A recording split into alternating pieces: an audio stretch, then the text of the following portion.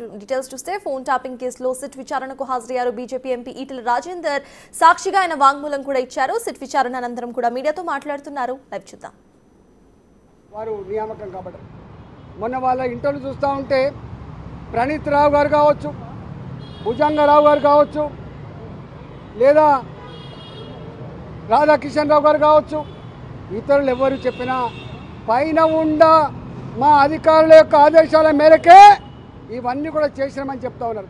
అంటే సమాచారాన్ని సేకరించారు. ఇవాళ సమాచారాన్ని అందించడమే కాకుండా వాళ్ళు ఆదేశిస్తే దాన్ని కాలబెట్టేటువంటి దుర్మార్గాలు కూడా ఊడగట్టమని చెప్తున్నారు. దాన్ని మొత్తం తీసుకుపోయి మురికి కాలంలో వేసినాం, మూసిలో వేసినామని చెప్తా ఉన్నారు. స్వయంగా ప్రభాకర్ రావు గారు చెప్పిన మాట ఏంటంటే, నేను ఆదేశించినటువంటి వాళ్ళ ఫోన్ నంబర్లే కాకుండా ఇవాళ కింద ఉన్న వాళ్ళు ఇంతకుముందు చెప్పిన ప్రణీతిరావు గారు కావచ్చు, భుజంగరావు గారు కావచ్చు, రాధాకిషన్ రావు గారు కావచ్చు, ప్రైవేట్లో ఉన్న శ్రావణ్ కుమార్ రావు గారు కావచ్చు, వీళ్ళందరూ వేరే ఫోన్లను కూడా ట్యాప్ చేసిండ్రు. బిజినెస్ పీపుల్ ఒక ఫోన్ నంబర్లు కావచ్చు, సినిమా రంగంలో ఉన్న వాళ్ళు కావచ్చు, ఇవాళ అనేక వాళ్ళ ఈ ఫోన్ ట్యాప్ చేసి బాధ అనిపించే sad part of the democracy. ఒక రాష్ట్రానికి గవర్నర్గా ఉన్న ఇంద్రసేన్ రెడ్డి గారి ఫోన్ ట్యాప్ అయిందంటే, ఈ రాష్ట్రంలో ఉన్నటువంటి ప్రజాస్వామ్యాన్ని కాపాడే, ప్రజాస్వామ్యాన్ని అమలు చేసేటువంటి జడ్జిల ఫోన్లు ట్యాప్ చేయడం, స్వయంగా మంత్రుల ఫోన్లే ట్యాప్ చేయడం, ఎమ్మెల్యేల ఫోన్ ట్యాప్ చేయడం ఇవాళ ఎంత దుర్మార్గమైందో మనకు అర్థం కావాలి. చివరికి వాళ్ళ డిపార్ట్మెంట్లలో పనిచేసేటువంటి హెచ్ఓడీల ఫోన్ కూడా ట్యాప్ చేయడం, పోలీస్ అధికారుల యొక్క ఫోన్ కూడా ట్యాప్ చేయడం, ఇది ప్రజాస్వామ్యానికి పాతరడానికి పరాకాష్ట. ఆనాడు 1975 ఇవాళ 50 సంవత్సరాలు అవుతుంది. ఆనాడు వ్యక్తుల స్వేచ్ఛను హరించి ప్రజాస్వామ్యాన్ని చెరబట్టి మొత్తం దేశాన్ని జైలుగా మార్చి ఆనాడు ఇందిరాగాంధీ 1975లో ఎమర్జెన్సీ చట్టాన్ని పెట్టి వేల మంది మీద కేసులు పెట్టి వందల మందిని జైలు పాలు చేసి ఇవాళ కొంతమందిని అడ్రస్ లేకుండా సావగొట్టినటువంటి నల్ల చీకటి అధ్యాయాలు మళ్ళీ ఇవాళ ఈ రూపంలో కనబడతా ఉన్నాయి. నేను ఒకటే డిమాండ్ చేస్తూ ఉన్నా, ఇవాళ 50 సంవత్సరాలు గడిచింది ఈ దేశంలో, ఎమర్జెన్సీని తీసుకొచ్చి 50 సంవత్సరాలు గడిచింది.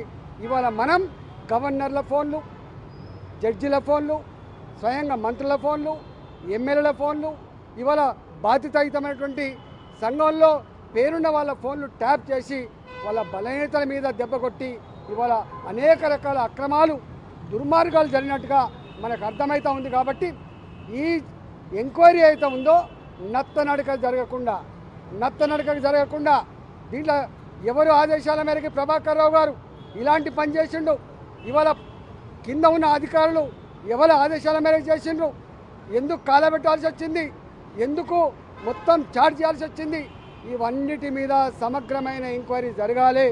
రేపు ప్రజాస్వామ్యం బతుకుండాలంటే, రాజ్యాంగం మీద ప్రజలకు విశ్వాసం కలగాలంటే, ఫండమెంటల్ రైట్స్ ఉండాలంటే తప్పకుండా ఇప్పుడు కనుక చర్య తీసుకుంటేనే ఈ దేశంలో ప్రజాస్వామ్యం వర్ధిల్లుతుంది.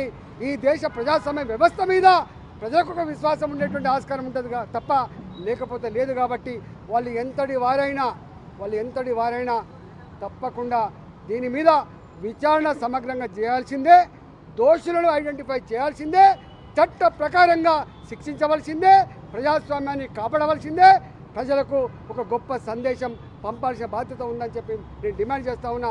లేకపోతే ఈ ప్రభుత్వం కూడా ఇవాళ వాళ్ళతో కొలుడైనట్టుగా భావించవలసి ఉంటుందని చెప్పి ఇవాల్టి ప్రభుత్వాన్ని కూడా నేను హెచ్చరిస్తూ ఉన్నా.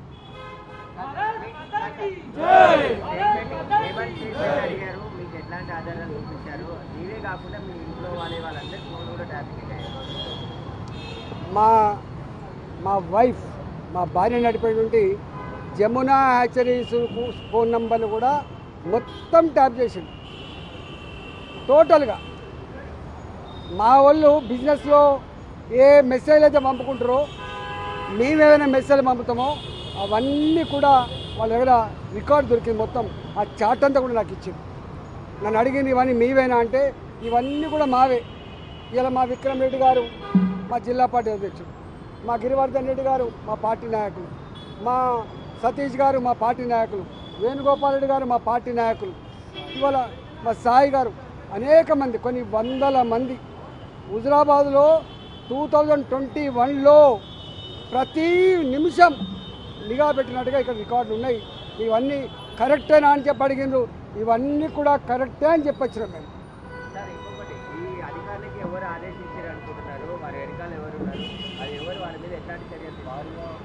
ఇవాళ నేను మళ్ళీ చెప్తున్నా, దీని శశపిశలకు ఆస్కారం లేదు. ప్రణీత్ రావు గారు కానీ, మీకు శ్రవణ్ కుమార్ కానీ, లేకపోతే రాధాకృష్ణరావు గారు కానీ, తిరుపతయ్య గారు కానీ, వీళ్ళందరూ కూడా చెప్పిన మాట ఏంటంటే, మేము బాజాప్తా ప్రభాకర్ రావు గారి ఆదేశాల మేరకే ఫోన్ ట్యాప్ చేసినాము. ప్రభాకర్ రావు గారి ఆదేశాల మేరకే ఈ సమాచారం అంతా కూడా సేకరించి ఇచ్చినాము. ప్రభాకర్ రావు గారు కూడా ఒక స్టేట్మెంట్ ఏమి ఇచ్చారంటే, నా కింద ఉన్న అధికారులు కూడా నేను చెప్పే ఫోన్లను చేసిండ్రు, చెప్పని వాడు కూడా చేసిండ్రు అని చెప్పి, అంటే ఇంత మిస్యూజ్ చేసిండ్రు. ఎవరి ఎవరి ఎవరి ఎవరి అండతో? తప్పకుండా ఈ డిపార్ట్మెంట్ ముఖ్యమంత్రి గారి కంట్రోల్లో ఉంటుంది. ఈ ఇంటెలిజెన్స్ వ్యవస్థ కానీ, ఎస్ఐబి కానీ, లా అండ్ ఆర్డర్ కానీ, ఇవన్నీ కంట్రోల్ ఉండేది ముఖ్యమంత్రి దగ్గర ఉంటుంది. ఏ పీరియడ్లో ఇవి ట్యాప్ చేయబడ్డావో, ఏ పీరియడ్లో ఈ సమాచారం సేకరించబడ్డదో అప్పుడు ముఖ్యమంత్రి గారు ఎవరుంటారు? కేసీఆర్ గారే ఉంటారు. ఇవాళ ముఖ్యమంత్రి గారికి తెలవాలి. ఇవాళ ముఖ్యమంత్రి గారు కిందనే ఉంటుంది ఇంటెలిజెన్స్ వ్యవస్థ, ముఖ్యమంత్రి గారి కిందనే ఉంటుంది ఇవాళ ఎస్ఐబి వ్యవస్థ. ఇవాళ ఈ ముఖ్యమంత్రి గారికి చెప్పాలి.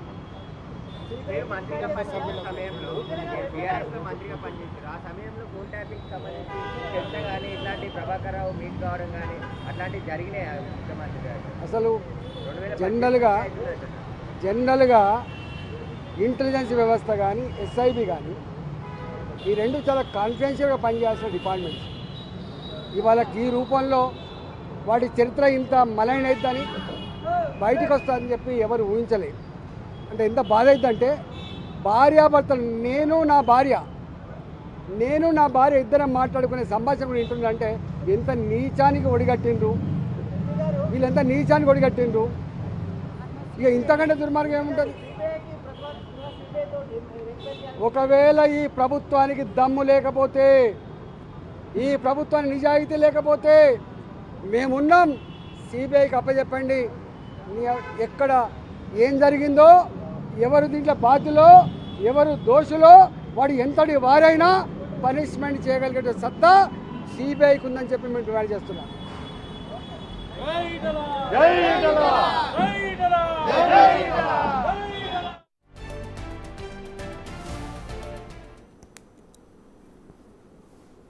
మొత్తానికి ఈటెల రాజేందర్ విచారణ పూర్తయింది, సాక్షిగా హాజరయ్యారు. ఈటెల సాక్షిగా హాజరై విచారణ పూర్తయిన అనంతరం కూడా ఆయన మీడియాతో మాట్లాడుతూ తన ఫోన్తో పాటు తన భార్య ఫోన్ కూడా ట్యాప్ అయింది అన్న విషయాన్ని బహిర్గతం చేశారు. ఇక ప్రణీత్ రావు, భుజంగరావు, తిరుపతయ్య లాంటి వాళ్ళు ఖచ్చితంగా జైల్లోనే ఉండాల్సిన అవసరం ఎంతైనా ఉంది అంటూ కూడా ఆయన వ్యాఖ్యానించారు. ప్రభాకర్ రావు ఆదేశాలతోనే వీళ్ళు ముగ్గురు కూడా పనిచేశారు అంటూ కమెంట్ చేశారు ఈటెల.